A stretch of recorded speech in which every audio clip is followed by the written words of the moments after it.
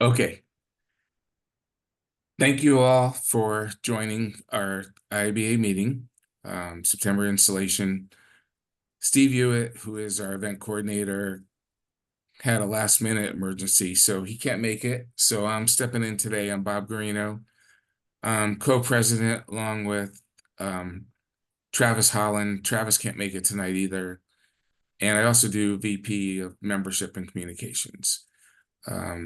So welcome.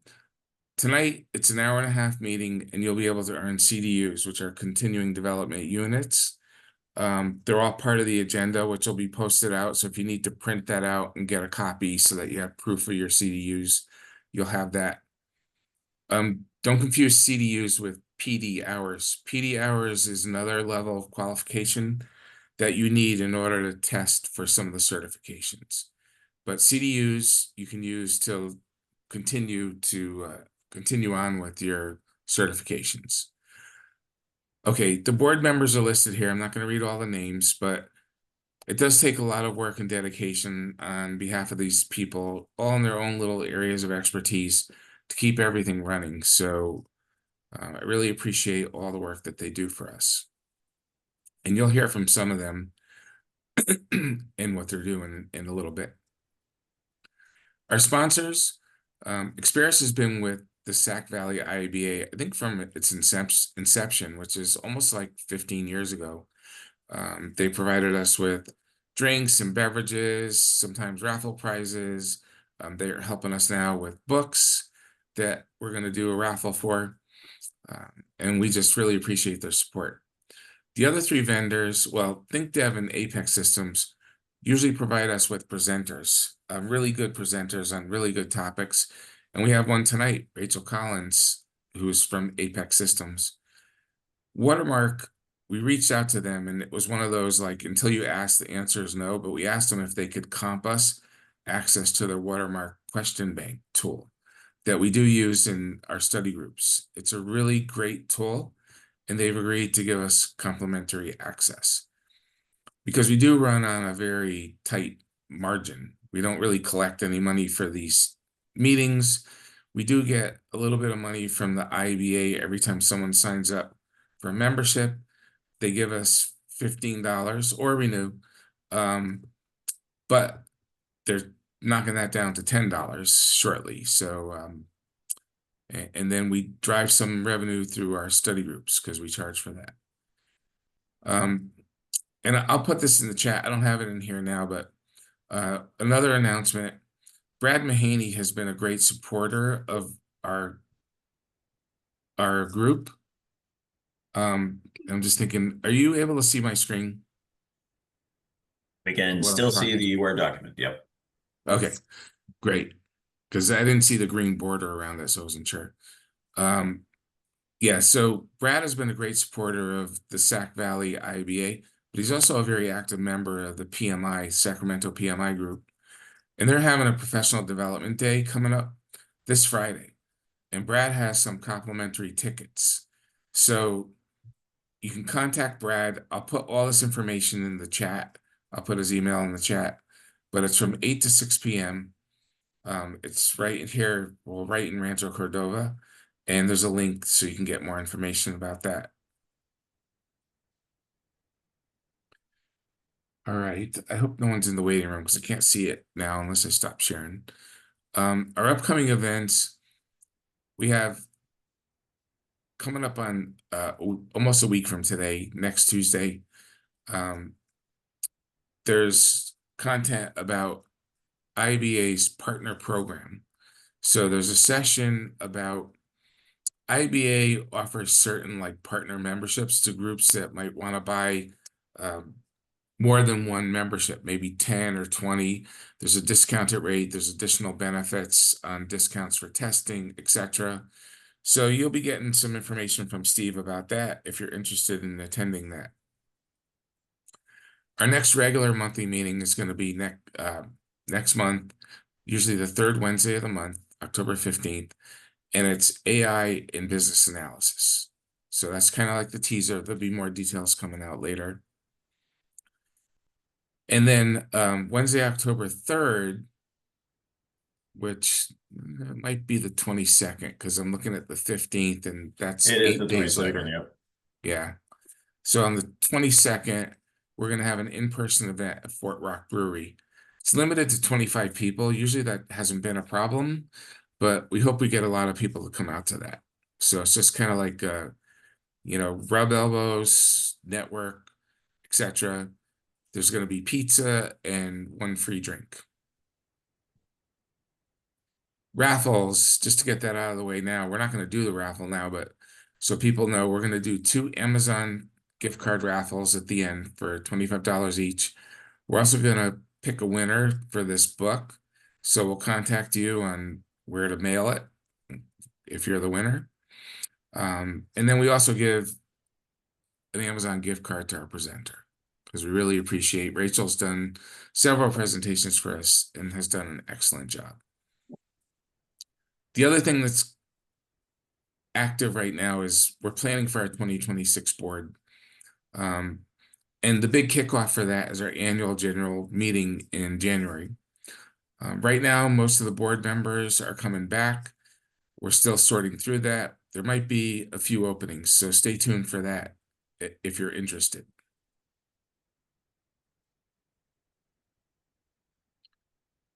Just a few words on our BABOK study group. I mentioned it earlier. In the past, we've had long study group sessions, like 14 sessions, after work. It takes a long time on the calendar to get through them all. So this year, Diana actually has come up with an idea to shorten that a little bit and maybe get more people interested and involved. And we've actually already kicked it off. So we've already had our first session yesterday, but it's going to be Tuesdays from 6 to 8. It's not too late to jump in if you want to. You've only missed that one session, and you can get the materials from that session to catch up. If you're interested, and I'll put this in the chat too, this is the email address that you would send your notification to Diana that you're interested, and she'll get you going on what you need to do to join. It's $50, and you'll earn 14 professional development hours, and there's actually 12 left if you miss the first session. So those hours are important because you need to accumulate those to qualify to be able to take the test. So test certification for the IBA is usually a 2-step process. Step 1 is you need to qualify. They need to accept you to be able to take the test. And then you take the test or write your exam, whatever the words are that people like to use. Okay, so this is what some of the sessions look like. So we've already done, what's here in number 1. We're going to go through business analysis, planning and monitoring, elicitation and collaboration, and requirements lifecycle management. So 3 of the 6 knowledge areas are going to be covered. And there's going to be a lot of watermark in here, which is really valuable learning, not just if you're going to take the test, but there's just a lot of good things in there just to help you with your day-to-day job.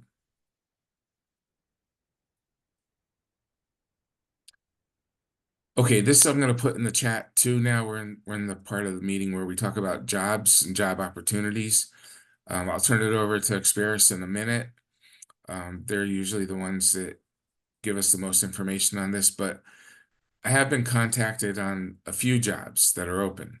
So job 1, I have the contact person's name here. I'm just going to talk about the things in yellow. So it's a business analyst, it's remote, projected start date is the middle of November. There's a bunch of qualifications here. And again, I'll post all that in the text, in the chat. Job 2 is a different job. It was posted on September 9th. And it's with Rose International Healthcare Industry Business Process Analyst. It's remote as well. You can see the time, 8 to 5, and the hourly rate. And some of the qualifications. All right. So now I'm going to open the floor. I think, Tony, maybe I'll start with you. I know Tony Oliver had a couple of jobs that he wanted to mention, and then we'll go over to our Experis contacts. Yeah, can everybody hear me okay? Yes. Yes. Great. I'm going to be looking at my other monitor, reading the job information, but I personally received 2 job opportunities via LinkedIn. And I'm going to go ahead and relay that. Similar to what Bob said, I'll go ahead and put that in the chat. The first one is for an EPMO, so Enterprise Project Management Office, a senior PM. And this is for a hybrid role here in Sacramento for a 6-month contract. And they do mention that it could extend and or convert to a full-time employee. So they are seeking for somebody with pretty good experience in terms of BA and PM. And the second one is within the state of California, and it is within the Office of Technology and Solutions Integration. And it's somebody who will focus on privacy and risk. So that one, as you can imagine, it goes through the process of state submission. And if you've ever applied for a public role, you know that that has a whole bunch of different steps. So if you are interested in either one of those, let me know. And again, I'm going to put the information in the chat. Great. Thanks, Tony. And Vu, who is on our board and works at Experis, I don't see him. Oh, here I'm he here. is. Okay. Yep. Sorry. Perfect. Hi, everyone. Yeah, I also have a couple of job opportunities going on right now with Experis. Actually, 2 with the County of Sacramento. 2 ideally hybrid in Sacramento. 3 days a week on site. One is going to be a BA that is more of a functional BA. Ideally, maybe from the construction space or urban planning. As far as that goes with the County of Sacramento.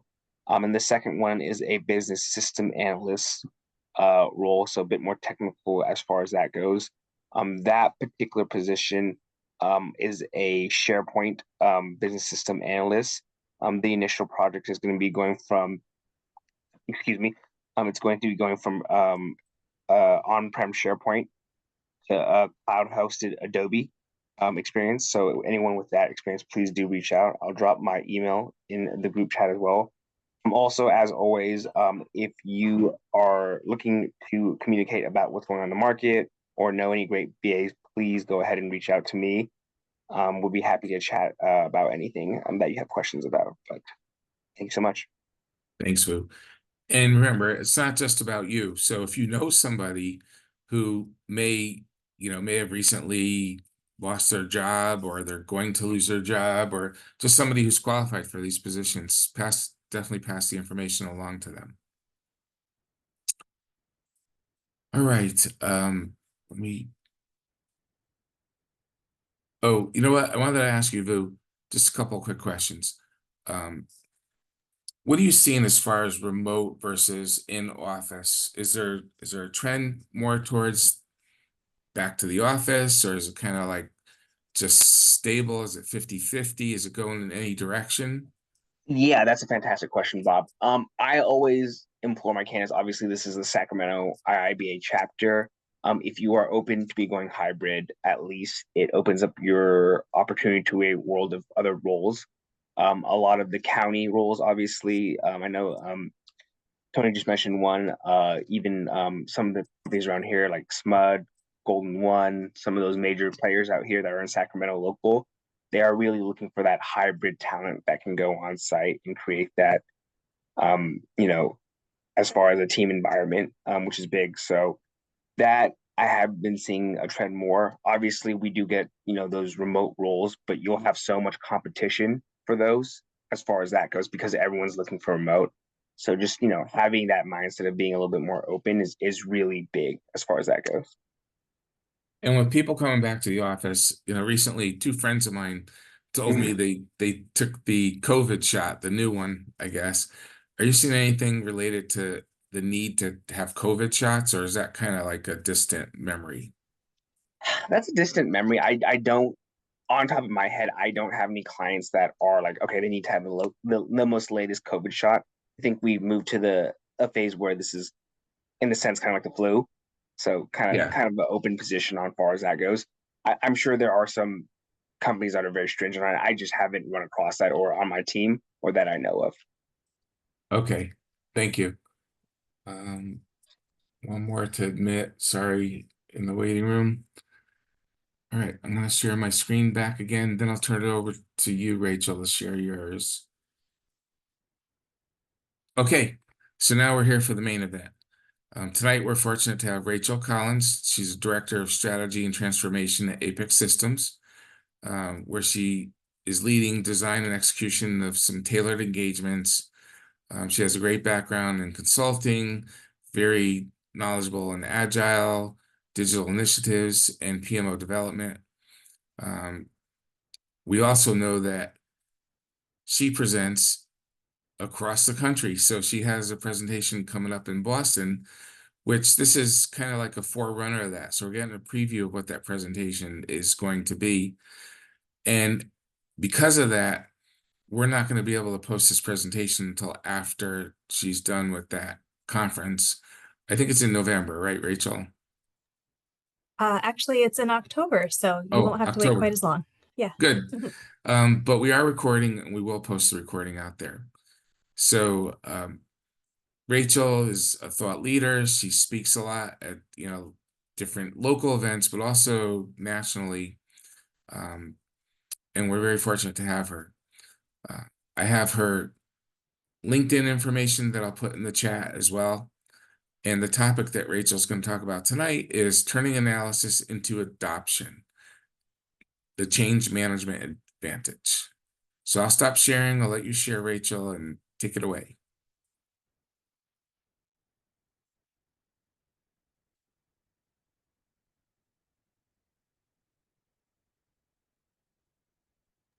All right, everyone hopefully can see my screen and hear me okay. Yes, everything's good. All right. Awesome. Well, so glad to be here with you all tonight. Thanks for spending some time with us. As Bob said, I'm Rachel Collins. I work for Apex Systems as a Director of Strategy and Transformation, and this is what we're here to talk about tonight. And when we say the change management advantage, really what we're going to talk about is how can integrating change management deliver better project outcomes and also maybe deliver more value to your wallet and your paycheck. So what's in it for you and also what's in it for your organization. So a little bit about me. Bob already gave you a little bit of an intro. This is me at the ProSci office in Canada, Halifax, Nova Scotia recently. I was not there to visit ProSci, but I happened to walk by. So I thought that was a funny coincidence and I got really excited about being there. But I'm recently ProSci certified. We're going to talk a lot about ProSci tonight. So if you're not familiar with it, you will be. This is not a paid endorsement, but I am a big fan. And aside from all these other things and the fact that I am a crazy cat lady, one thing I'm really passionate about is delivering value, talking about outcomes to your organization. If you haven't heard this shift in the business leadership way of speaking and thinking, I'm sure that you will. It's no longer strictly about task execution and, staying on scope, for example, in a project. It's really about what value did this project deliver. And as business analysts, this is something that we directly contribute to and can have an even stronger hand in by integrating some change management. So as I go through tonight, I am going to try to monitor the chat. I've got one window with that open, and I've got an eye on people in the meeting as well. So please do feel free to interrupt me if you have questions or put them in the chat. I'll try my best to stop and answer as I see them come through. I am really hoping that we can get some good conversation and interaction going. So I'll prompt you at different times and hopefully you won't be shy to chime in and speak up. So what we're going to talk about today, a little bit overview of what is change management, why do we do it, and how. And then kind of the meat of the conversation is how can we integrate this into our day-to-day? And to do that, I'll really divide up the content around the 6 knowledge areas of the BABOK. So hopefully that'll make it a little bit easier to digest and give you some things to think about as you're going through your daily efforts. I also mentioned the what's in it for me, the WIFM. Hopefully you're familiar with that acronym. It's a really good acronym as well that pertains to the whole change management approach. So we'll talk about that too. And then lastly, I'll share a few resources with you if you're just interested in learning more about change management in general. All right, so with that, we're off. So to start, what is change management? I've put here 3 leading bodies, organizations, and their definitions.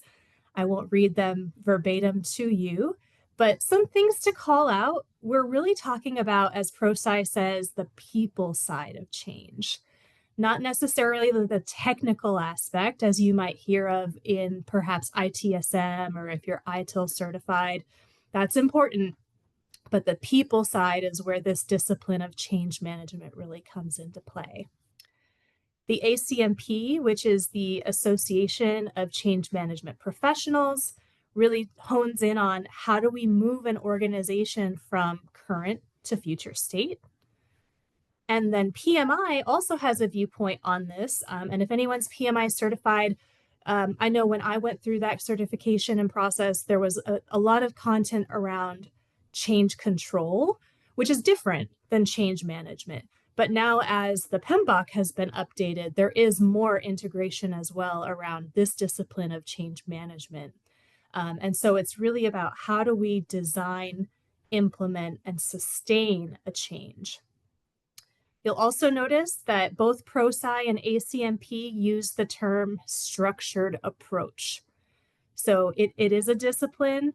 It is truly a practice and a methodology that you can apply to pretty much any initiative where people or your organization is going to be impacted.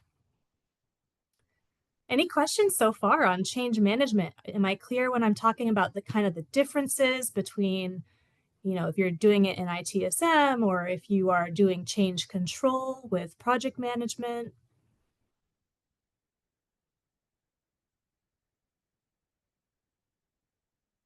Okay.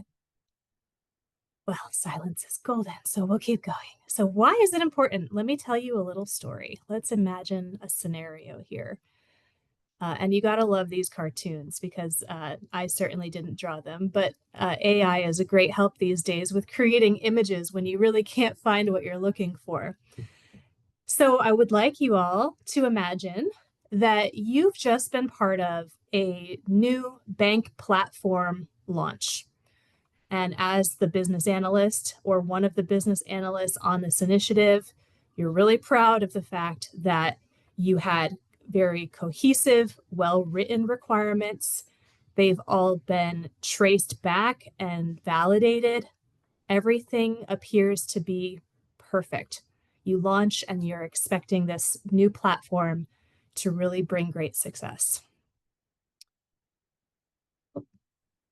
Press the wrong button. Then the new platform becomes available to bank tellers. But the bank tellers are really having some difficulty using the new user interface of the platform. They're fumbling around. It's taking them a lot longer than they're used to. They don't know where to find things. They don't know how to really execute their daily work the way that they used to. What do you think ends up happening with the customers at this point? Any guesses? Frustration. Yeah, they're frustrated. Why? Slowdowns, yes. Well, because it's taking longer. And, you know, they're expecting a quick bank transaction, but suddenly the teller is just kind of fumbling around and can't figure things out. Maybe they've got to get on the phone and ask for help. What do you think was missing here? Organizational readiness. That's right, organizational readiness. So it likely something that was really missed here was ensuring that those tellers or any impacted users were given the appropriate, first of all, awareness that the change was coming. Maybe the understanding their willingness to change is important. And then, of course, the right training and validating that they can use it effectively before a hard go live.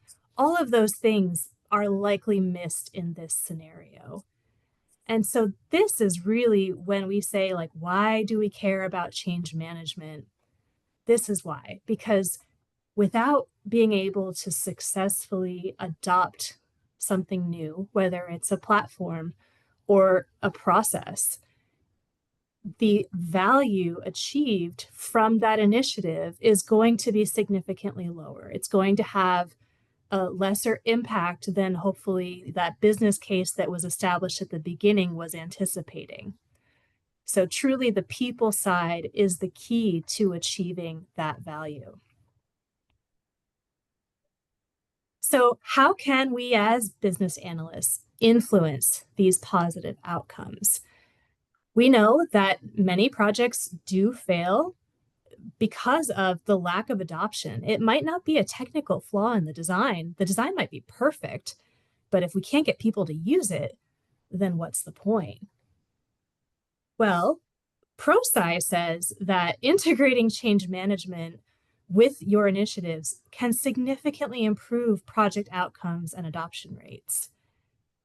They have some statistics here that show that there's an increase of 17% in project success when you integrate change management. And they also did another survey that the stat isn't on the slide that says that 47% of participants that took the survey said that their project also met or exceeded the objectives because they integrated change management.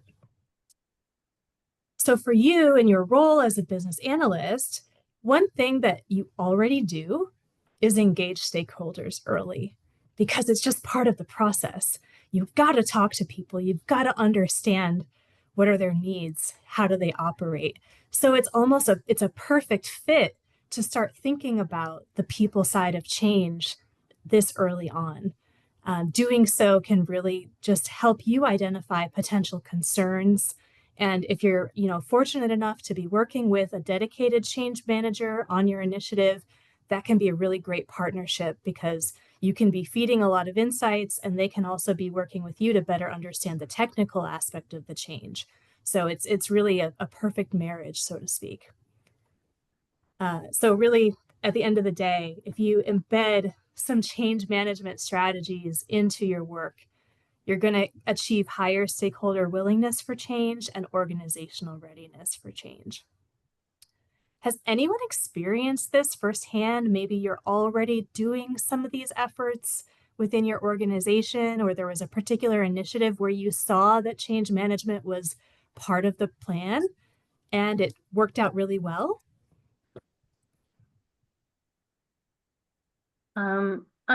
We didn't have any. I'm thinking back to something years ago, and we didn't have official documentation on change management and stuff, but they were definitely doing the rigors of going from a legacy system to a new system. And when I became involved in it, was close to the end after they had done all the requirements, set up the system, and they were going through training and showing people how to use the system. So they could adopt that change right before they did go live, and people go, oh my God, can't get done. And it was public facing, so it was important. And I remember two experiences. The first one was showing this woman, and she just would not listen to me. She was just so upset. She goes, too many clicks, and she just kept at it and at it and at it. And luckily, I had listened enough in the training to realize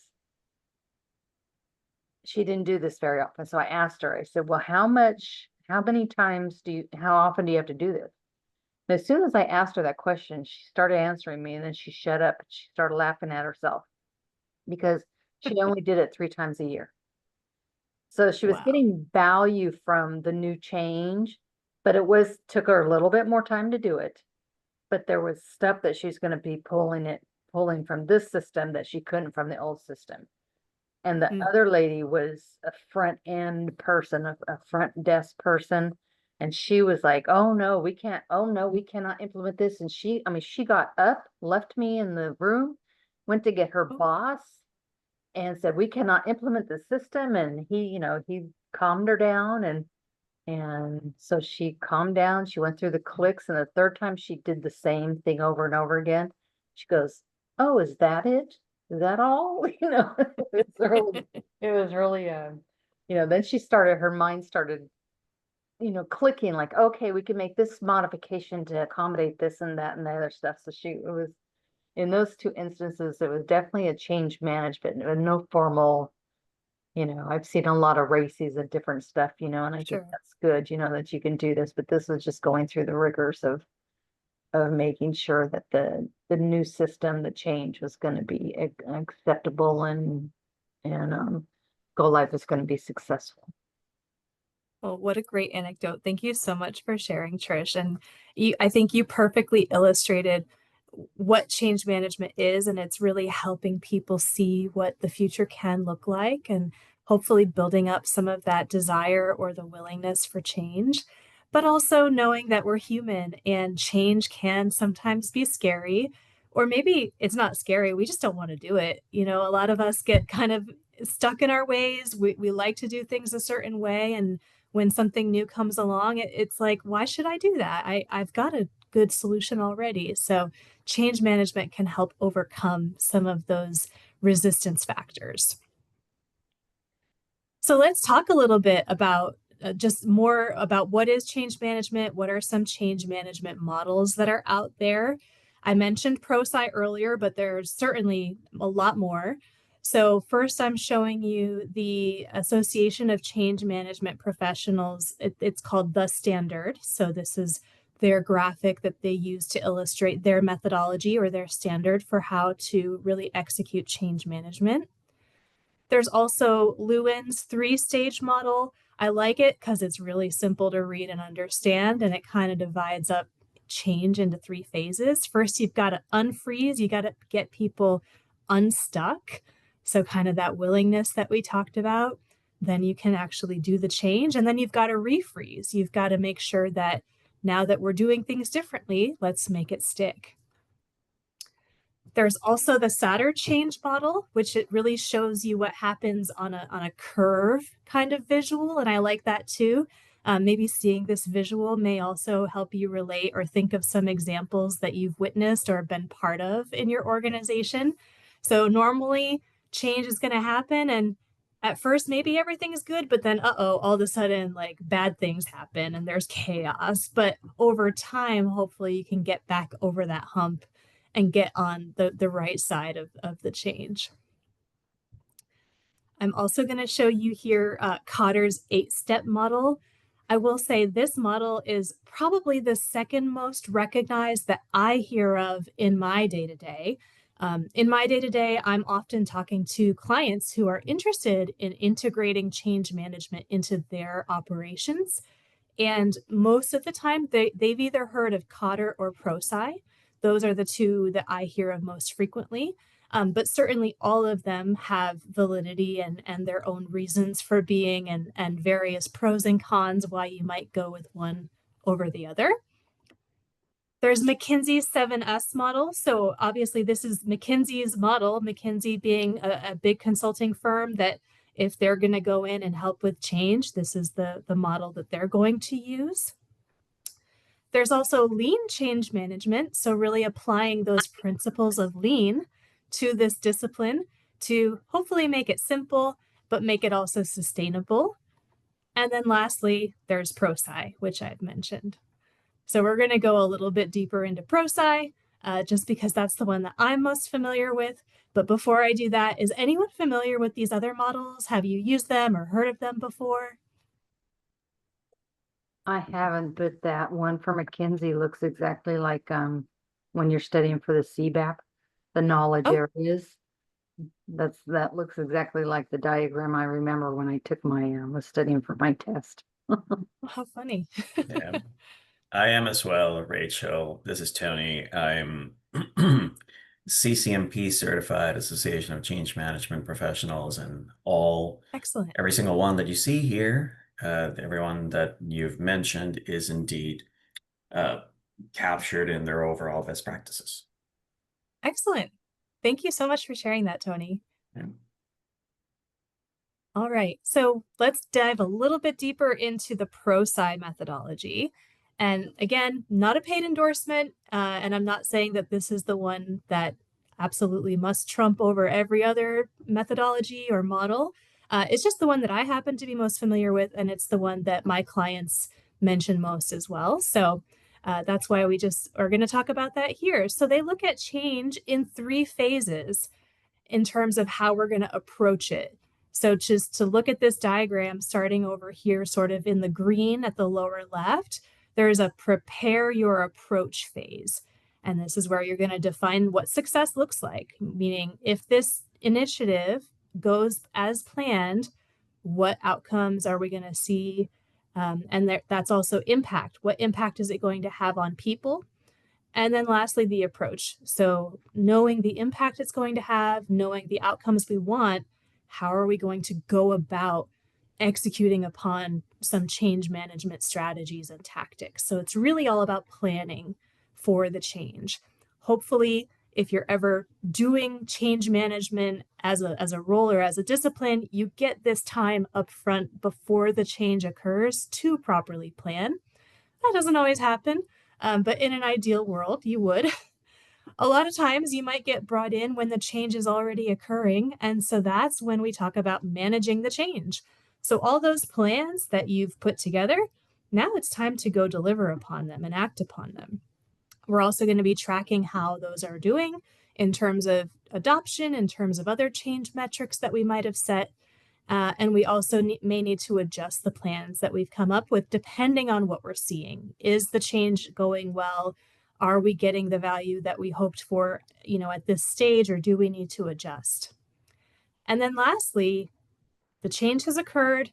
It's, launched or rolled out. So let's make sure that we've got some plans in place to make it a little bit more difficult for people to revert back to the old ways of working.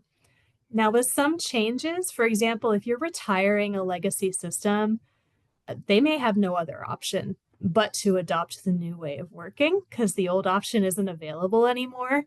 But still, they could struggle a lot with it if they don't have the proper awareness up front and communications and training and support. And so we have to put some mechanisms in place that are going to help people long term. That might look like coaching. It might look like performance incentives. It could just be, feel good recognition with the teams or the peers. Lots of different levers that you can put into place to sustain the change and ensure that it sticks. What you'll notice about this is there's in the middle this circle with a person inside of it called ADKAR. And it's an acronym. Has anyone heard of ADKAR before? Know what it stands for?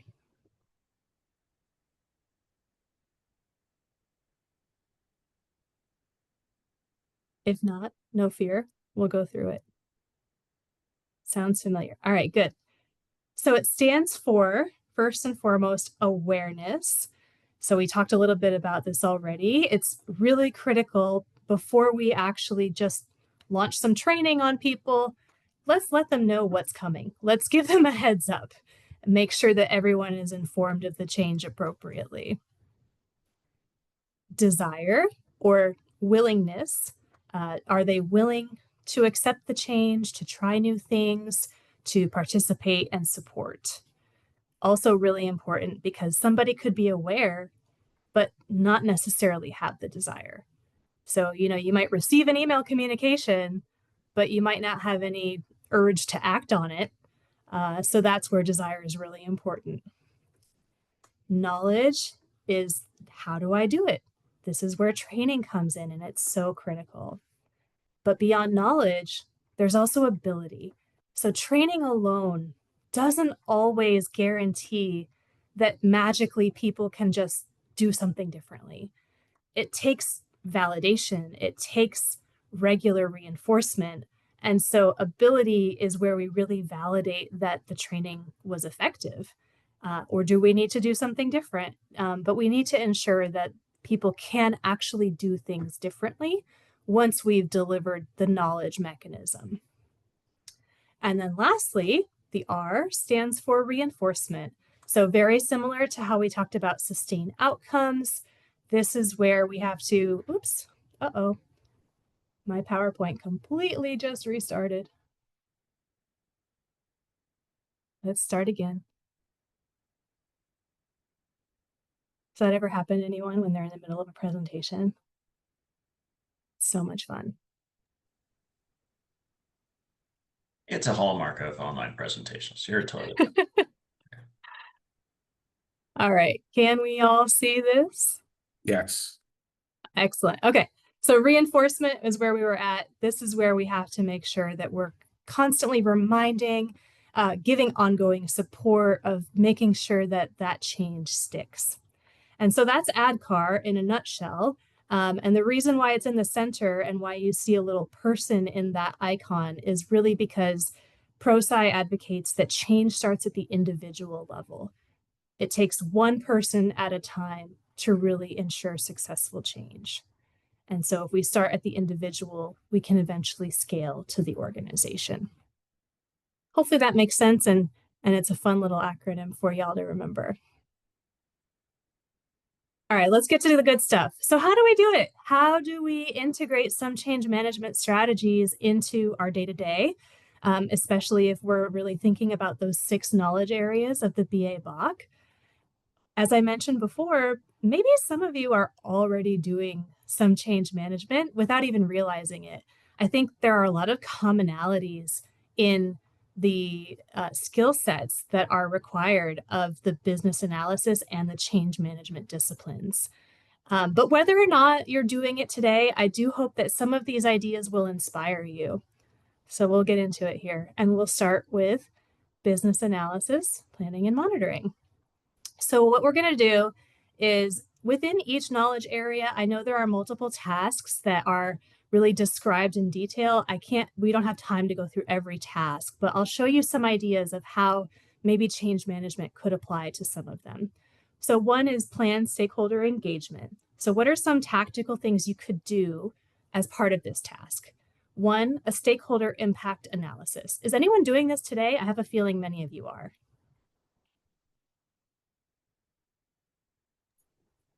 Not formally, but Okay.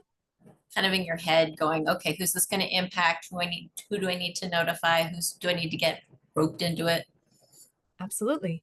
And it's a core tactic of change management as well. And so if you have a partner who's in a change manager role, awesome. I think that the two of you could really benefit from doing this together. But yeah, who's this change going to impact and how? And it will impact different audiences at different levels, and they're going to need different types of support throughout the change. You could also do a change readiness assessment. So this is really getting into some of that desire element. Do they have the willingness to participate in the change? But also the organization as a whole, you could look at, is the organization set up in such a way to even support the change as that occurs? So there's different layers and facets that you could look at in terms of readiness.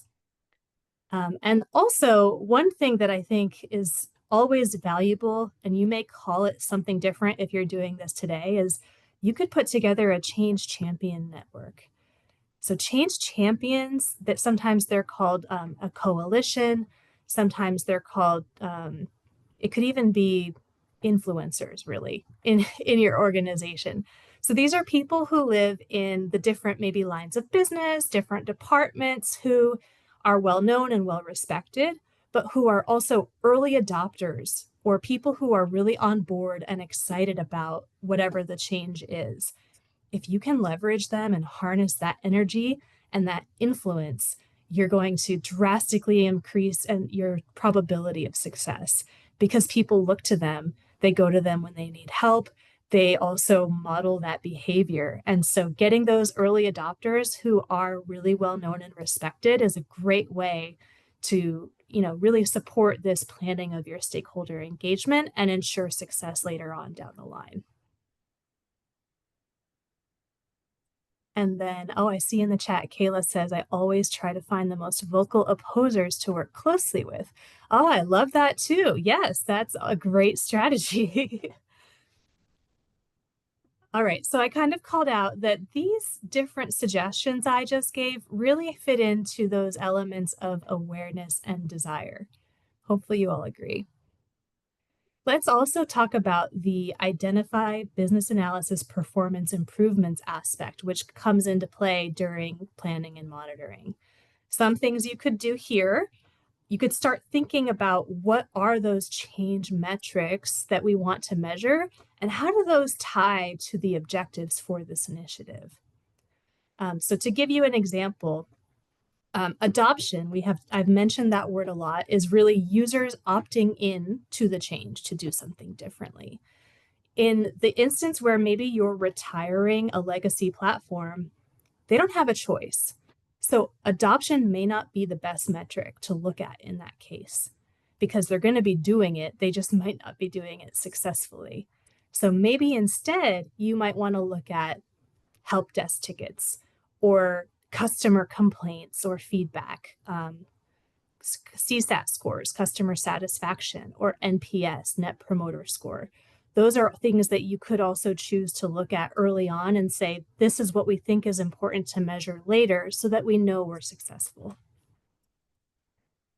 You could also start thinking about how are we going to get feedback during the change and after the change, and work with maybe the project manager or again, the change manager, if there is one, to think about how those feedback loops can be set up.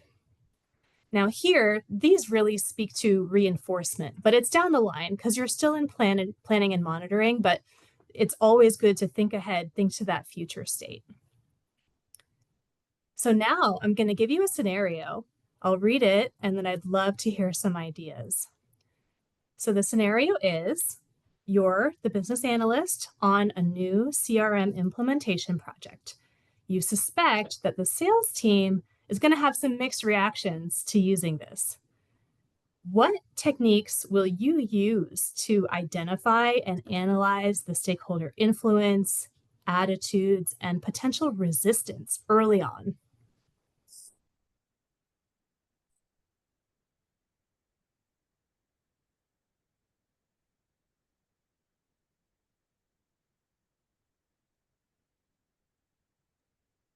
I can't think early on. I can see building the knowledge of, you first identify the stakeholders and then you kind of get to know them. Because I'll give you an example of working with certain stakeholders that kind of have different views. And I found myself in a particular situation where they just thought they were so different. And I could see they were very similar, but I couldn't convince them. And all they did in these meetings were arguing. So I kind of divide and conquered so I could get the knowledge and then present it back to them in two different ways in two different meetings. And I got buy off on it, so, Wow. I think it kind of, it's really learning. For me, it's learning, identifying the stakeholders and then learning a bit about them and then modifying your attack or whatever your process as you go. Yeah, absolutely. Well, it sounds like you did a good mix there, Trish, of the stakeholder impact analysis and the change readiness assessment. And I see in the chat too, we've got maybe use the ADKAR model to gauge resistance to change. Yep. You could develop a quadrant to classify and prioritize them. I think that's an excellent idea. Who are your promoters? Who are your detractors? Who are maybe your neutrals? You could do a list, a map. You could create personas. I think personas are really, really great, especially if you've got a large scope, a large impacted audience that can be really divided into multiple different sub audiences. You could create personas from that. And then Kayla says, I'd ask to join a sales team meeting just to listen in on their banter, determine which of them tend to be more vocal or then persuasive, meet with them individually. What do they love and what do they hate? I love that. That's all great ideas, everybody. I can see that hopefully the wheels are turning a little bit.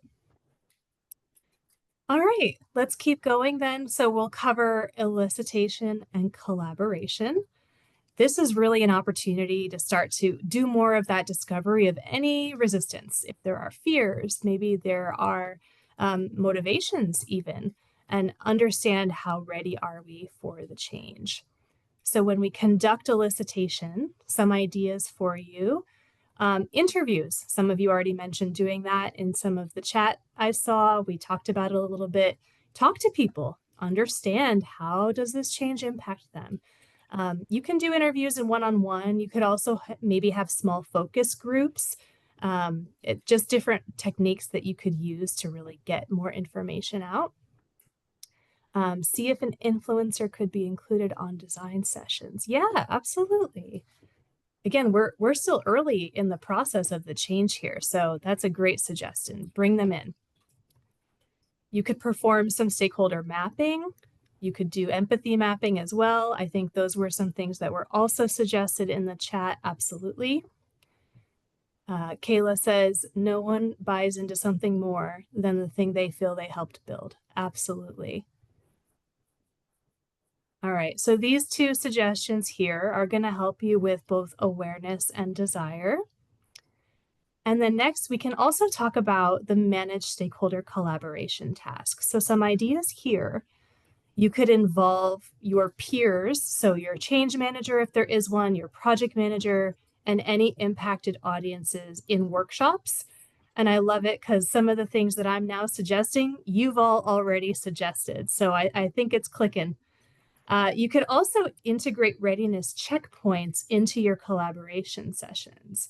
So what this means is it may not have to be so in your face. It could be very subtle, but as you're progressing and as you're doing some design and some workshopping, mapping, maybe just poking here and there, how are you feeling about this now? Are you starting to get on board with this? Are you starting to see how this could work? And then slowly, hopefully, you're going to see an uptick in readiness and willingness for change. So these are going to help you really with the knowledge piece, because what it's going to do is it's going to inform what do these impacted audiences need in the way of training when it comes time to roll out change. That's really going to inform the training plans that might need to get built. Again, a great opportunity to partner with a change manager if there is one, or with the project manager.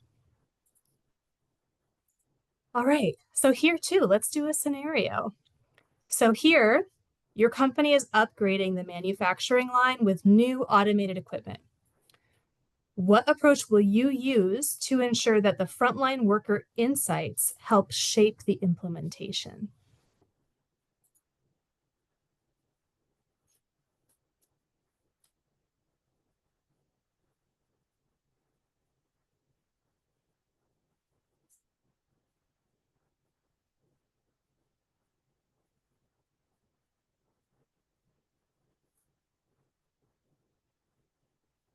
Any ideas? I think a lot of them have been said. Kayla, talk to them. Yeah. Engage and involve them. So true.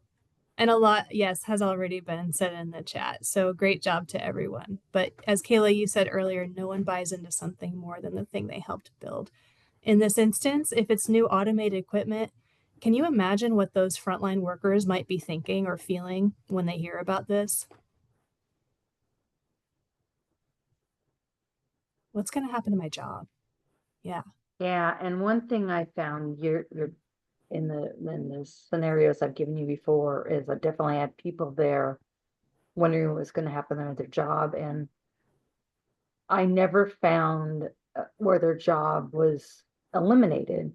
It just had to change, Right. because there's gonna have to be, systems work, but it cracks me up when people say automated, because nothing's 100% automated. You either have to Sure. watch it, you have to validate it, you have to do something with it, and that just means your job is changing.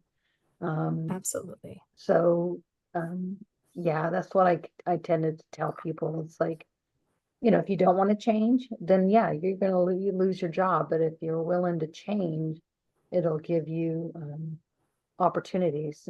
Think about That's right. technology. A lot of us started out working with no technology, and Mhm. we kind of had to adapt and It's kind of what we're doing today as a business analyst. There was no business analyst jobs, when most of us started working. That came about later as a need. Right. Yeah, so true. I mean, we can look at this as an opportunity to upskill, an opportunity to make your job easier, maybe save yourself some time, maybe an opportunity to move into a new role or a leadership or supervisory position. So many positive ways that we could help spin this to, again, help build that desire and the readiness for change. All right, moving on, requirements lifecycle management.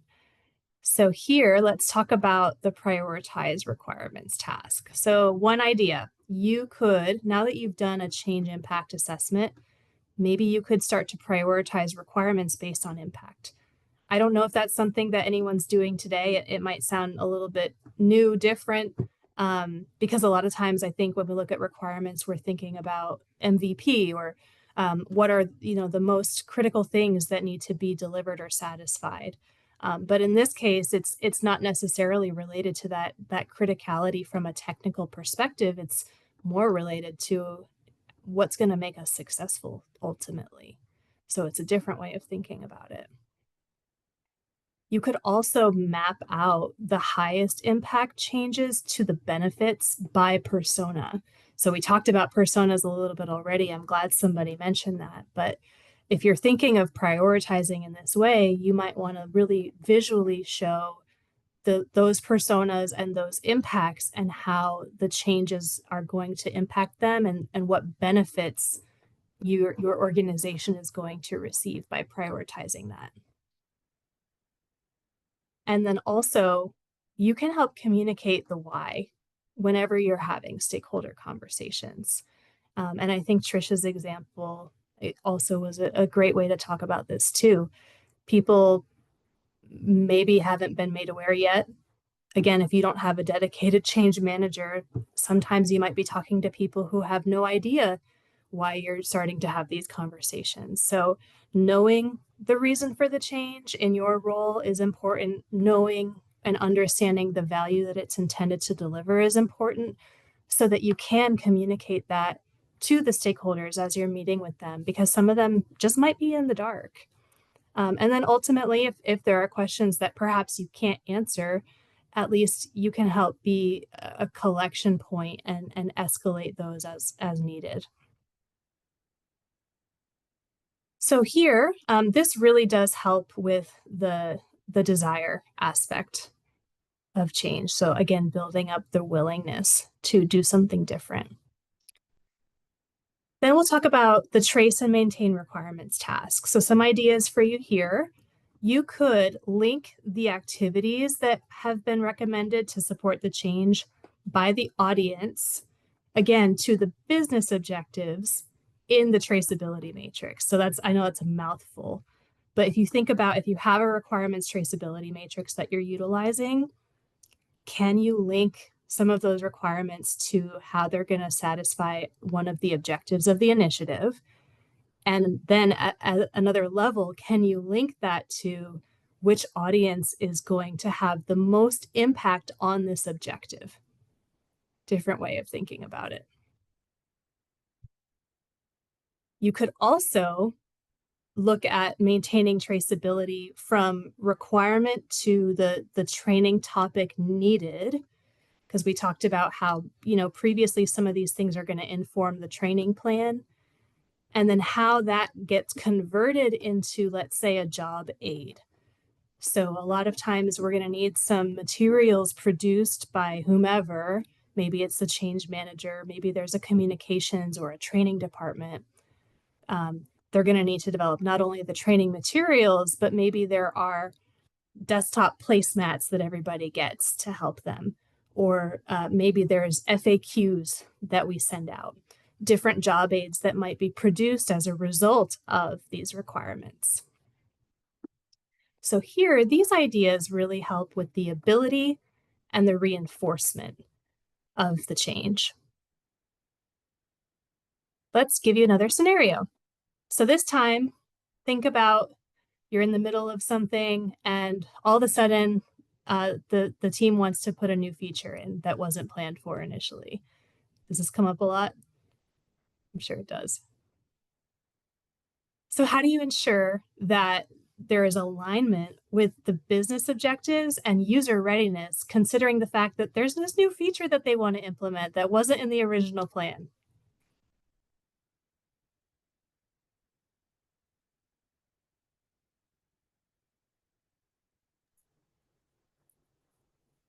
We're gonna get back through that original change readiness and stakeholder impact analysis, and then updating and accommodating for this new feature with that Yeah. plan in place so that you can not just march to your original plan for your organizational readiness, but you can actually adapt it to include this new feature and start incorporating it in communication about it and as you go forward. That's exactly right. We've got to go back a little bit so that we can move forward.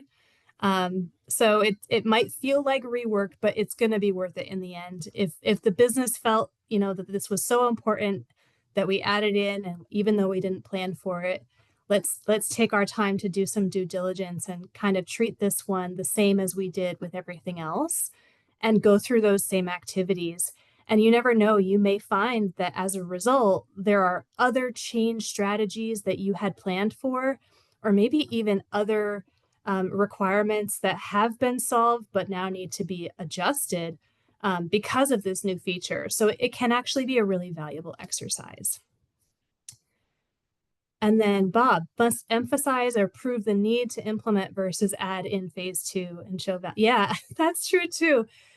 There's certainly always room to say, hey, does this really need to be in the current phase? Does this really need to be MVP? Can we talk about this? But sometimes those decisions get made and we kind of have to go with the flow. So in those cases, I do recommend it's worth it to kind of go through some of these same exercises as well. But if you can get it pushed to the next phase, even better, because then you can continue to focus on what you've been doing. All right. Let's move to strategy analysis. So here, one of the tasks is define change strategy. So very relevant. So here we could look at things like a sentiment survey. Maybe you put that together, maybe somebody else does, but certainly you could look at the results of the survey. And are there any trends? Can you look at those responses by persona or by audience once again, just to understand how people are feeling about the change? You could also include your change readiness assessment results. So we talked about doing that change readiness assessment earlier in a SWOT analysis. So if you're looking at strengths, weaknesses, opportunities, and threats, take some of those results that came out of your survey or your assessment and put them into that SWOT matrix. Maybe they're helpful, maybe they're strengths or opportunities, maybe they're threats to the overall change, but those are important inputs to consider. And then lastly, can you help to align some of the business objectives with the change outcomes in the strategy document? So business objectives may not always account for the change outcomes. Again, it's the people readiness for change and ability to adopt it and do things differently. So if we go back to that banking platform example, a business objective was probably to process more transactions per day. Let's imagine. Doesn't really account for the customer experience. So a change outcome in that case might be that the tellers feel empowered and confident in being able to use that new tool. And in doing so, they can process more transactions per day. Does that make sense?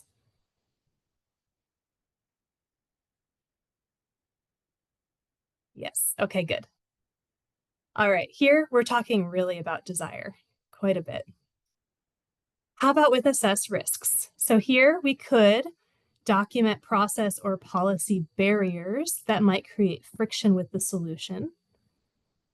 So if you're thinking about, okay, we're putting this in place, we're going to make sure people have the right training and support, but are there other things organizationally or structurally that could still hinder their success? And what might those be? You could also help develop some risk mitigation strategies to prevent the regression that's going back to the old ways of working. So start thinking about that's a risk. It's a risk that people could revert. So what can we do to prevent that, or at least reduce it? Here, we're really talking about ability and reinforcement as well. All right, your scenario. Your company is shifting to a digital-first strategy. Might sound familiar. How will you recommend measuring and sustaining adoption so that your organization doesn't revert to old ways of working?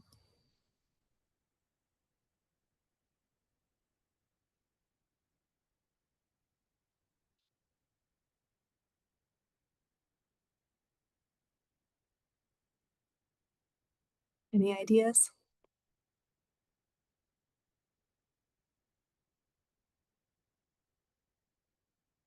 Do we feel like we've used them all? You can say some again.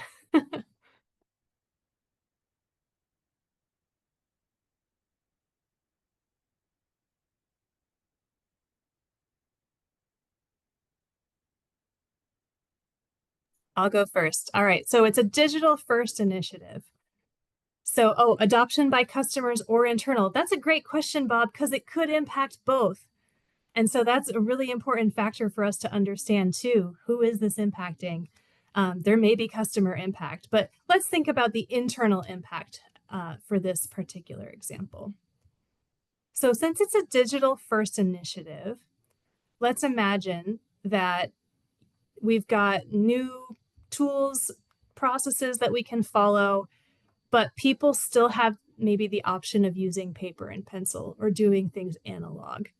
And we can't necessarily get rid of that because it just takes time to phase that out. So to help support this new way of working, maybe we're gonna implement some fun contests.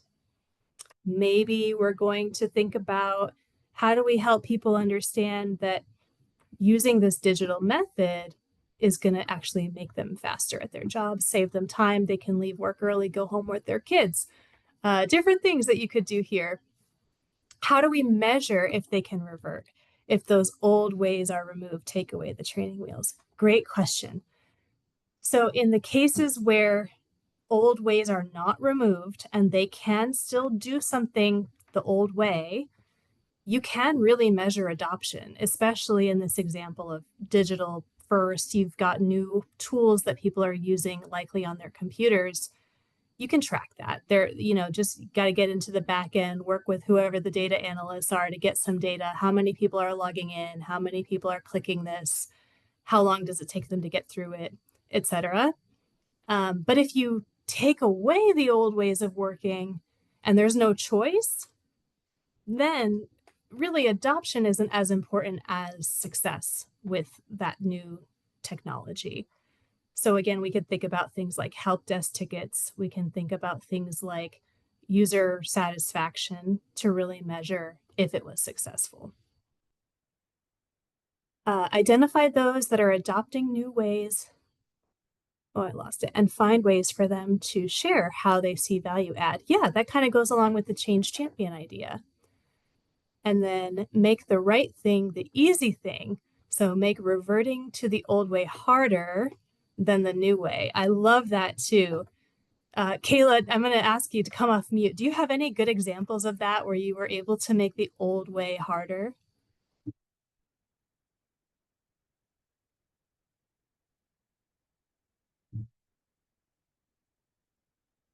You do. Okay. Would you like to come off mute and share?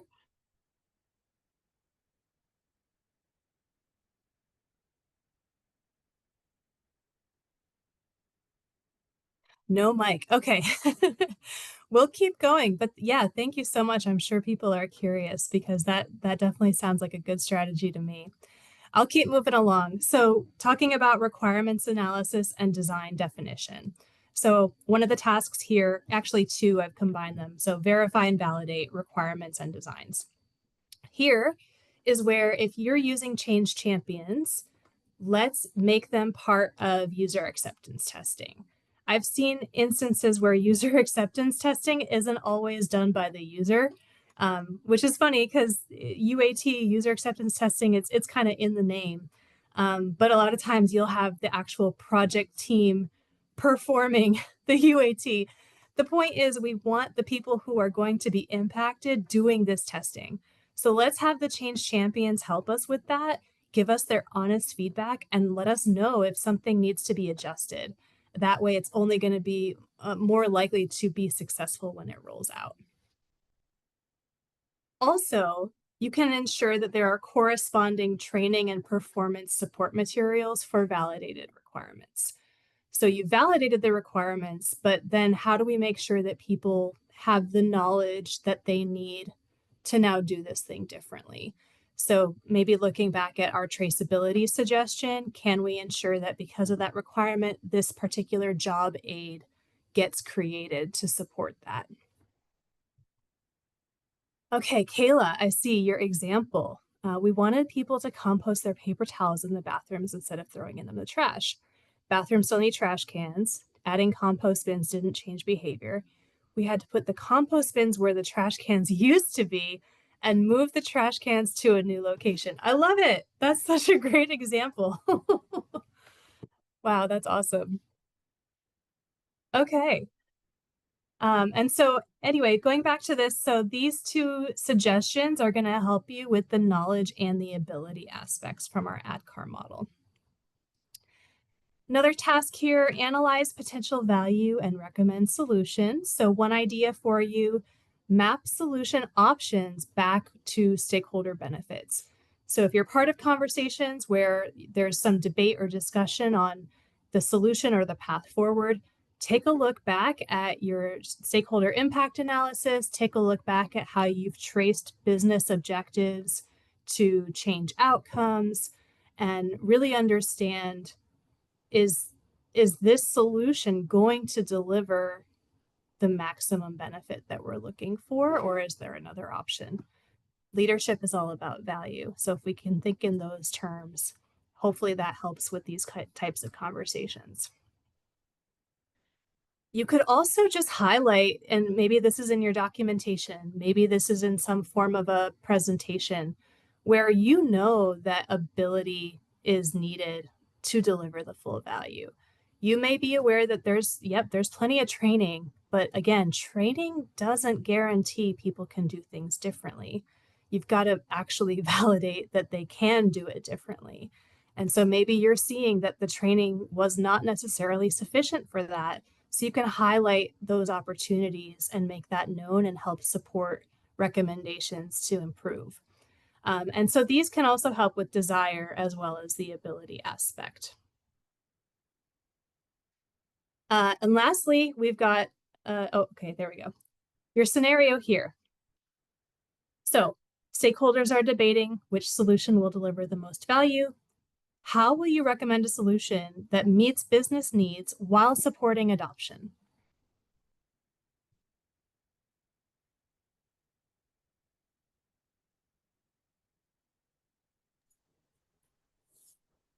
By making adoption and the ability of it to, the ease of it to be adopted as one of the things we measure for our value. So absolutely, if it's something that users will easily be able to adapt to, then it adds value faster. And if it's a harder thing, then that adds value slower. And you can put that into a matrix to say, this isn't necessarily the most quantifiable thing, but it has an impact and you'll see it in the bigger picture. So true. Great point. Not everything may have a quantifiable impact, but it could be impacting something else that will. So definitely something to think about. Cause and effect. Yep. Great. All right. I just realized we got to keep moving a little faster. So solution evaluation, measure solution performance. So here you could help with the analysis of adoption metrics. So you could look at usage, you could look at errors, tickets to identify if there are gaps in ability. You could also do some follow-up surveys to find out how confident people are feeling about the change, Do they feel like they're able to do things successfully now that things are different?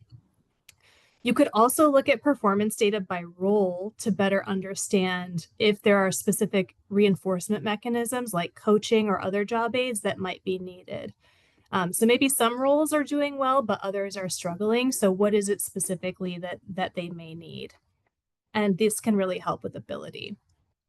Moving into recommend actions to increase solution value, here's again where you could leverage those change champions to help provide ongoing feedback. It's maybe a feedback loop mechanism that you set up in the beginning. Share wins with the project team, but also with the organization.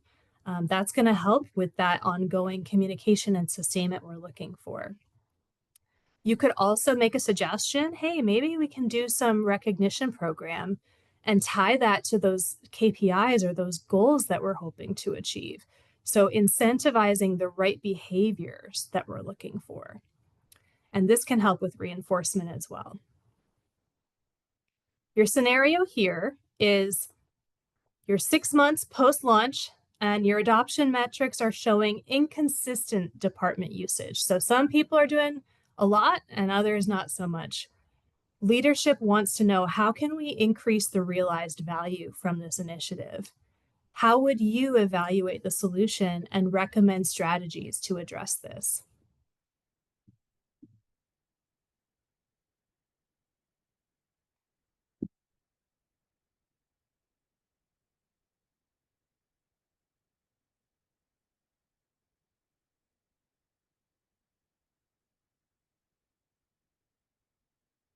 Any thoughts?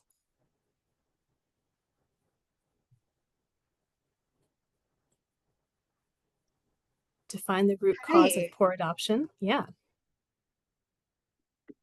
Probably also shadowing, going there and seeing what it looks like being in person, because sometimes it's harder, especially if you're looking at it from an IT perspective.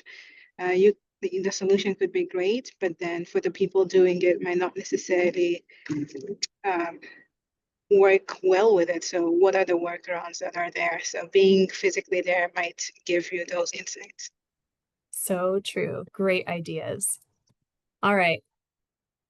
Here's your opportunity to take a quick screenshot.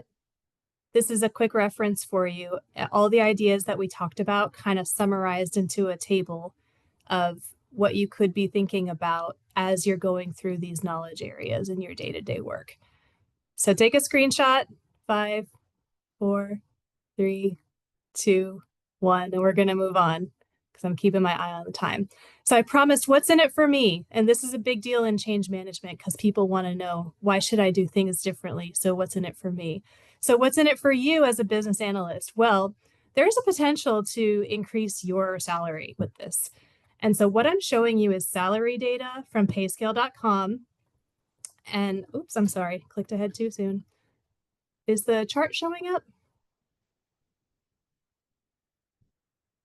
Hopefully it is. Okay. So what you can see is in the, okay, good. In the dark blue, it's giving a couple of different data points for business analyst roles, as well as in the teal green, those same data points for change manager roles. And what we're seeing on average is that this data is showing that the change manager role has a higher pay rate in most areas, except for an entry-level position. This is from one source, so it may not be the be-all, end-all.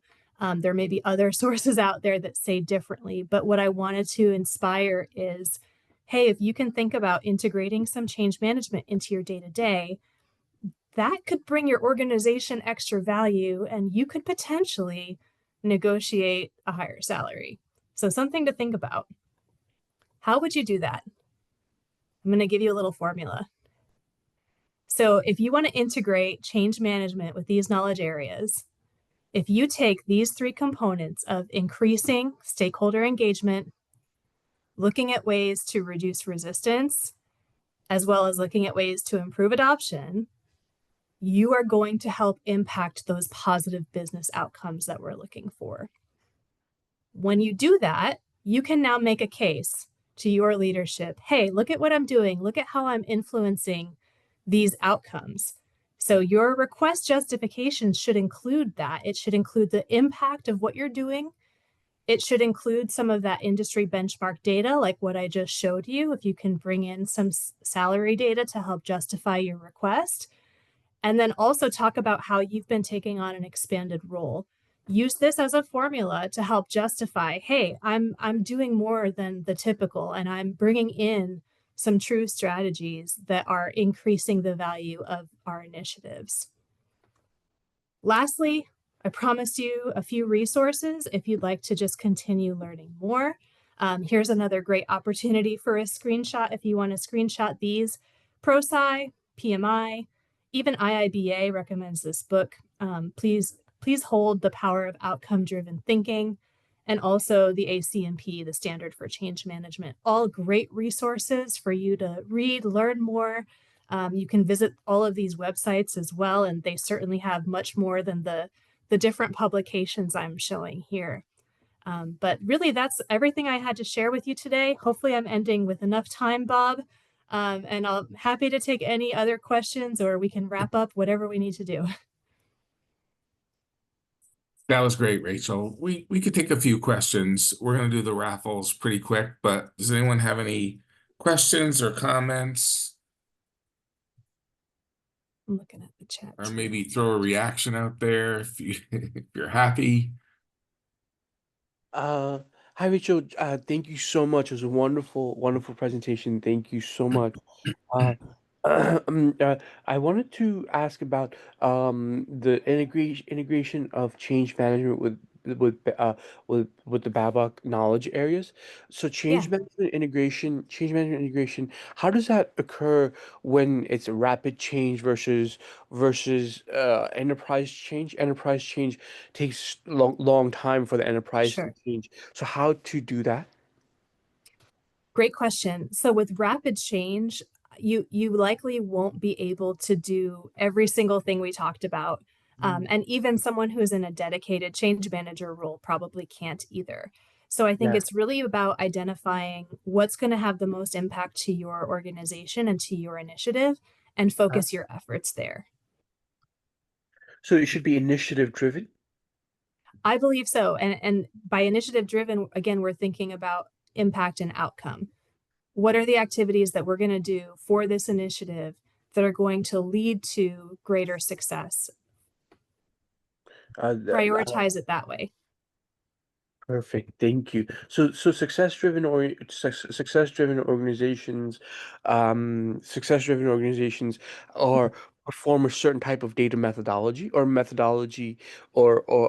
a certain type of like for example Google, which is 3 trillion, like right, do they have a certain methodology that you think that stands out versus like market cap like Tesla and so on and so forth, just from the ability for the organization to drive impact change, go green, something like that. Mm. And then like how would you do those things? I think if I understand your question correctly, the organizations who are able to most successfully drive change and deliver the outcomes they're looking for, they have a very clear vision, and they are communicating that regularly, and it's really a part of their core being of who they are. And so whatever your role is as a result, it gives you that much more focus and that much more understanding of how are my activities going to drive towards this vision and mission. Oh, interesting. Appreciate that. Yeah, Thank you so much. Thank you. you're welcome. Thanks for the question, Tejas. Thank And you. we're getting some good comments. Thank you for everything that you've done. People have learned a lot. So thank you, Rachel. Be on the lookout for an email from me with your Amazon gift card. It's not a spam email. Thanks, It'll Bob. be coming. And now, Tony, I think we'll turn it over to you. So, Rachel, if you could stop sharing, because I think he can't take it away from you. And Oh, Tony, okay. we'll just do the quick raffle. Looks like there's 15 people left, probably a few less if you take me out of there. Yeah, everybody, can you see my screen? Yes, we can. Alrighty, so here I have entered the names of attendees. I have removed those of us who are on the board. And we are going to do 3 drawings today, right? Yep. Bob? Okay. So first drawing is for a $25 gift card. I'm going to go ahead and let me maximize my screen.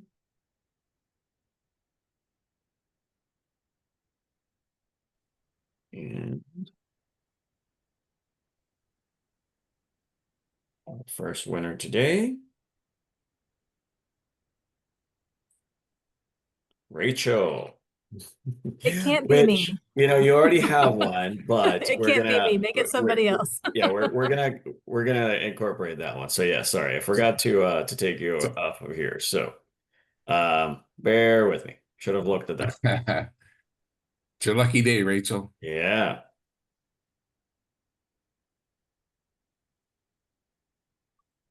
Oh, Kayla pulling it out at the end. All right, yep, she's still on. Okay. I'm going to remove Kayla now so that we don't have a duplicate winner. This is again for a second gift card.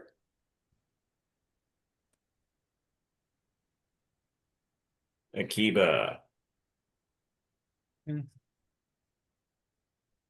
And lastly, for a copy of that book, and for that one in particular, the winner will be notified so that they can provide us with their mailing address. And it may flip the title out to one of those 4 books that Rachel showed at the end. Okay. But you'll get a book. Brandy is today's big winner. Nice, Brandy. Woohoo! All right, well, thank you all for attending. Just a reminder, there's a couple of things coming up. Tuesday, we have a meeting about the IBA's partner program. You'll be hearing more about that from Steve. Next month, we're going to have AI and business analysis on October 15th. And then a week later, we're going to have an in-person event at Fort Rock Brewery in Rancho Cordova. All right, thank you, everyone. Have a great night. Thank you. Thanks all. Thank you. Bye. Thank you, everybody.